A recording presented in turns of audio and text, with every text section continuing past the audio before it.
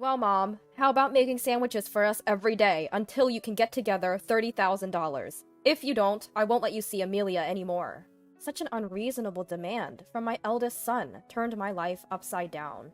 Before dawn, I was making sandwiches for his family and delivering them, then heading to the care facility.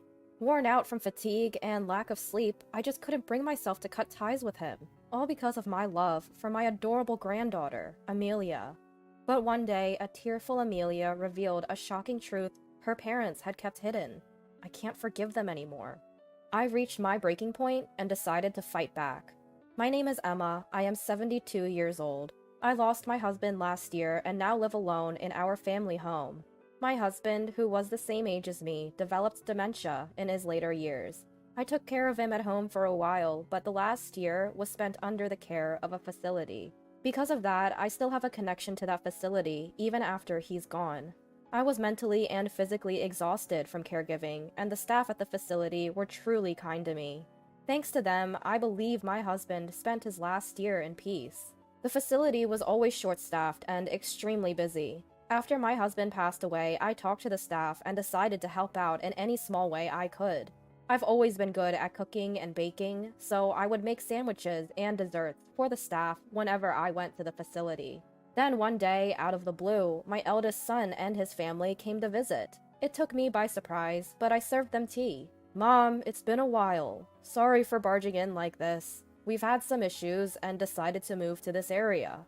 James, my eldest son, said while reaching for the treats on the table. He looked worn out for some reason. Natalie, my daughter-in-law, barely spoke since they arrived and kept fiddling with her cell phone. They decided to move all of a sudden? Did something happen? A faint unease lingered in my heart, but I greeted my granddaughter Amelia with a smile. Amelia, you've grown up so much. How have you been? It must have been about 5 years since I last saw my eldest son's family. Ever since my husband was diagnosed with dementia, my days were consumed with caregiving, leaving no time or energy for anything else. I couldn't even keep up with my adorable Amelia. Granny, it's been a while. I've been good. I'm in the 9th grade now. Oh my, how time flies. You'll be taking exams this year then. You better do your best. Upon hearing this, Amelia's expression turned somber. I wondered, is moving during such a critical period in her education a good idea? Just then, a cat's meow echoed from the kitchen. Amelia whispered with joy, "A cat?" and hurried towards the sound. Mom, since when did you get a cat? No, that little kitty just pops in from time to time. I always leave the back door slightly ajar for her. Sounds risky. James was staring intently towards the kitchen. Natalie didn't lift her face from her smartphone. In Amelia's absence, I probed my son and his wife about the reasons behind their move. Their response was vague, but in essence, they moved hastily due to financial troubles stemming from a failed business venture. I then inquired about James's job. Job? Well, things have been rough. My health's been on the decline, and the doctor advised some rest. More importantly, Mom, I have a favor to ask. James was hoping for a loan. The failed business and move drained their finances, and they were nearly out of money. He needed about $5,000 for daily expenses. Honestly, I hesitated. Even though he's my eldest, lending such a large sum on the spot felt daunting. Are the two of them even thinking about their future? But no matter how much I probed, all I got was, just lend us the money. Despite my reservations, I took out $5,000 from my savings and handed it to James. With a smirk, James quickly pocketed the money. Well, do your best for Amelia's sake. If there's anything I can do to help, just let me know. Yeah, thanks. We're heading out now, but we'll be around often. Please keep some food ready for us. With that, James called Amelia, who was petting the cat in the kitchen, and the three of them left. As I cleared the dishes, a sense of unease about what the future held settled in. Hey Mom, it's me. I'll be coming over tonight. Have dinner and a bath ready, okay? Oh, and I've run out of the money you gave me, so I'll need a bit more. Later. Without waiting for my response, James hangs up the phone. I sigh heavily and set my mobile phone on the table. It's been 2 weeks since my eldest son's family imposed themselves on me. Since then, James has been coming over almost daily for meals and money. On weekends, his adorable daughter Amelia joins. At first, I prepared special meals and lent him a few $1,000s each time, but I reached my limit. James claimed he couldn't work due to medical reasons, but he looked perfectly healthy to me. I couldn't understand why he was blowing through the large sums I lent him every week. That evening, fed up, I sternly confronted James and his wife when they arrived. I told them I didn't want them visiting so frequently, and to stop asking for food and money. What? You said you'd help, didn't you? Was that a lie? Predictably, James became aggressive in his words and demeanor. His wife, Natalie, silently played with her phone while eating the meal I'd prepared. There are limits, you know. Making me prepare meals every day? Asking for money every week? Enough is enough. I'll go bankrupt at this rate. Fine. I'll give up on the money for now, but instead, bring me sandwiches every day. Enough for 3 meals. What? I can't do that. I've told you I volunteer at a facility every weekday morning. Then drop them off before you go. Wake up at 3 a.m. if you have to. Before I could respond, James added, if you don't do anything for us, you won't see Amelia anymore. We'll cut ties with you. Knowing how much I adore my only granddaughter Amelia, James smirked. Honestly, I'd love to cut ties with this couple, but I worry about sweet Amelia. Let me think. I can't come up with money that easily. Then at least gather around $30,000 for now. And remember the sandwiches daily. Let's go, Natalie. From now on, we don't have to come here every day, since Mom will deliver our sandwiches. From that day on, my life dramatically changed. I would wake up before dawn to prepare sandwiches for James's family, deliver them, and then head to the facility. Exhausted and sleep-deprived, my love for Amelia stopped me from cutting ties with my son. This exhausting routine continued for about a month. Then, unexpectedly, Amelia visited alone one weekend. I greeted her with a smile, but she looked somber. To be honest, Dad told me not to visit you anymore. Amelia confessed as she gently stroked our family cat in the kitchen. They make you prepare sandwiches every day while they just laze around at home. I'm so sorry. You don't need to apologize, Amelia. Well, I am a bit worried about those two, but how's the new school? Are you keeping up with your studies? I tried to shift the topic with a cheerful tone, but Amelia remained silent, tears streaming down her face. Caught off guard, I comforted her by rubbing her back. Eventually, she broke down crying even louder. Not understanding the reason, I patiently waited for Amelia to calm down. When she finally stopped crying, she revealed a shocking truth. Amelia hadn't been attending middle school since they moved here. Not just that, she claimed James forced her to lie about her age and work several part-time jobs. All the money she earned went straight into James's pocket. Furthermore, James took away her cell phone when they moved. One night, he suddenly said, "We're moving!" And she was forced onto a truck without even saying goodbye to her friends or teachers. James had forcefully made her promise not to tell me, her grandmother, about all this. I was dumbfounded by the shocking revelations pouring from Amelia's tear-filled eyes. It seemed as if they had moved, secretly, in the dead of night. What could have possibly happened to my eldest son and his wife? That's how it was. Amelia, you've been struggling all this time? I'm sorry I didn't notice earlier, but thank you for telling me. No, I should apologize. I didn't want to upset you. You know, I overheard Dad and Mom talking about you yesterday. They were planning to secretly take some sort of property deed from your place, and then pretend you have dementia to place you in a facility. I just couldn't hold it in anymore. Unable to hold back, Amelia began to cry again. I hugged her tightly. No matter what, I couldn't forgive my eldest son anymore. Until now, I endured everything for dear Amelia's sake, but I've reached my breaking point. James is clearly an adult and a parent himself. He must face the consequences of his actions. I made up my mind silently. Amelia, you don't need to worry. Leave everything to me. Oh, by the way, where are you planning to take your school entrance exams? I smiled at Amelia, trying to encourage her. Amelia, her eyes red from crying, looked a little comforted. Well, I want to go to a place called Winchester Culinary School. With everything going on and lack of money, I might not even be able to apply.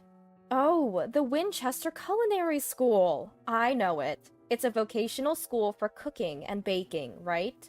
The person who founded it was in the same class as your grandfather and me. It's a good school. Really? That's amazing. I love the dishes you make. I want to make people smile with my cooking, just like you. After that, Amelia shared her dreams with me. She told me that despite her tough circumstances, she never gave up and continued studying diligently. I encouraged Amelia and made her promise to continue her studies. After seeing Amelia off, I quickly took action. First, I decided to investigate my eldest son and his wife, so I hired a private investigator. A week later, after receiving the investigation results and pondering them, I made several contacts. Once everything was in order, I called James. I have something substantial to give him. He must bring Natalie and Amelia with him. Thinking he'd finally get his hands on the big bucks, James eagerly agreed to the conditions, deciding to meet at a coffee shop over the weekend. I was seated by the coffee shop's window, engrossed in my phone, when James and his family approached. I set my phone down on the table and exchanged greetings. Hey, give me the money already. Do you want to be cut off from us? Immediately, James reached for the thick brown envelope by my side, filled to the brim. Pulling the envelope closer, I held onto it firmly. If you really want, we can sever ties. But before that, I have some things to confirm with you. Only after that will I hand this over. I began by pointing out that ever since their move, they hadn't enrolled Amelia in middle school and had been making her work illegally on the side. The couple tried to brush it off, clearly eager for the money, but eventually admitted the truth. We had no money, so we had no choice. Once we get the money, she'll quit her job and go back to middle school. Suspicious. With doubt, I continued to question why James wasn't working.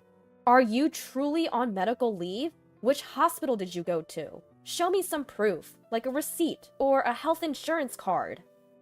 I don't have any. You're not faking it, are you? Lying just because you don't want to work? As the atmosphere grew tense, James raised his voice. Don't say things like that! I didn't go to any hospital, but something really traumatic happened, and it's been hard. James, can you honestly tell me what happened? If you do, I'll give you this. When I motioned to the envelope in my hand, James begrudgingly began to speak.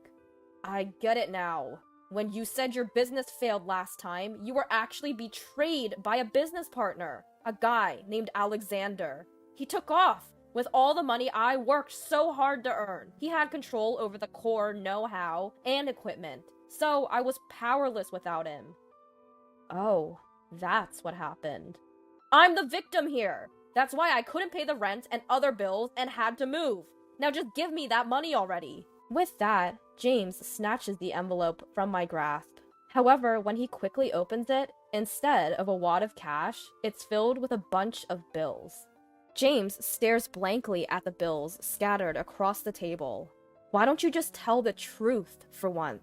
Feeling let down by my eldest son's persistence in lying, I reveal the facts I've gathered. As the business started to profit, he got deep into the sex industry, accumulating massive debt. To cover it, he deceived his business partner, took all the earnings, and even got involved with payday lenders. Then he moved away secretly in the middle of the night. Do you have any idea how hard it was for Amelia? She was thrown into chaos without understanding the reason. She couldn't even say goodbye to her friends and teachers. And you took away her phone? Do you understand how scared and hurt she felt? Whether James was listening or not, he desperately searches the bills, hoping to find money. Watching his pitiable state, I was utterly exasperated. James, hiding from payday lenders and business owners, had neither been working nor notifying the proper authorities of his whereabouts or processing school transfers for Amelia. His wife, Natalie, wasn't working either, so they had no income. It's clear they were counting on me from the beginning. No, I was planning to work once things settled down. What exactly did you do? All you've done is demand money and meals from me and force Amelia to work, right? Natalie is always on her phone, not working at all. Also, I know you've been sneaking into my house while I'm gone. That's breaking and entering. A serious crime, you know. I always leave the back door open for the neighborhood cats. Knowing this, James had been repeatedly breaking into my house whenever I was away. The day Amelia told me about James and Natalie, I remembered I had a pet camera I'd won in a raffle. I fetched it from the storage and set it up. Sure enough, the footage showed James sneaking in from the back door while I was away, rummaging through my cupboards. I've saved the footage on my mobile phone. So, after getting hold of the deeds to my house and land, you planned to make it seem like I'd lost my mind, put me in a facility, and then snatch everything away. You moved here with that intent from the beginning, didn't you? Shut up! You keep making me out to be a criminal! Just because you're my mother, you think you can make baseless accusations? I have a witness, right here. Suddenly, an intimidating male voice sounded from behind. James, upon seeing the man, was shocked and jumped. What? Alexander? Why are you... Emma contacted me. I heard there was a discussion today, so I came from far away to participate. Good to see you, James. Looking well, I see. Saying so, Alexander took a seat next to James, effectively blocking his exit. It's my first time meeting him, but Alexander is quite an imposing middle-aged man. I'm surprised James dared to cross someone like him. James, return the money now. There are officers waiting outside. I filed a police report. Pay up or turn yourself in. Decide now. Hearing this from Alexander, James hurriedly looked towards the window. Just as Alexander said, a police car was parked right outside the diner, with an officer standing there, looking our way while on his phone. James looked shocked by the scene, his eyes wide as he instinctively moved back in his seat. Wait, Alexander, I was wrong. I'm truly sorry. I'll pay you back, I promise. I wasn't running away. I just needed a little more time. Just a bit longer, please. Maybe another 2 weeks? So you plan to sneak out in the middle of the night and move again. You think I trust the words of someone who's lied to me once? I'll ask one more time. Will you return the $30,000 you stole from me now, or will you go to the officer outside? Which is it? Finally, he'd be arrested. A tangible, profound fear overtook James, sweat forming on his brow. Trembling, James just stared at the table silently for a moment. Eventually, James's bloodshot eyes slowly turned to face me. Hey, Mom, are you okay with this? If I get arrested, Amelia will be the daughter of a criminal. Your meddling has ruined your sweet granddaughter's life. If you don't want that, give me the money. Alexander, I'm sorry to interrupt, but could I borrow your cell phone? Mine isn't working right now. I need to dial this number. Cutting off James's desperate plea, I abruptly addressed Alexander. Ignoring the dumbfounded James, I took the phone that Alexander handed over willingly and dialed a number. Switching the call to speaker mode, I placed the phone on the table. Amelia, I'm calling the dean of the Winchester Culinary School. I've already briefed him about your situation. Please, have a chat with him. Amelia was visibly flustered. What? Shortly, the call connected, and a flustered Amelia picked up the phone. A deep, calm male voice came through from the other end. Hello, this is William. Oh, hi! My name's Amelia. I love my grandmother's cooking. And I want to be able to make dishes that bring joy to people too. I want to join the Winchester Culinary School. It was a call with the dean of the prestigious Winchester Culinary School. Amelia, filled with nervous excitement, tried her best to convey her feelings. Dean William listened intently, occasionally nodding and giving encouraging murmurs. I see. Thank you for sharing, Amelia.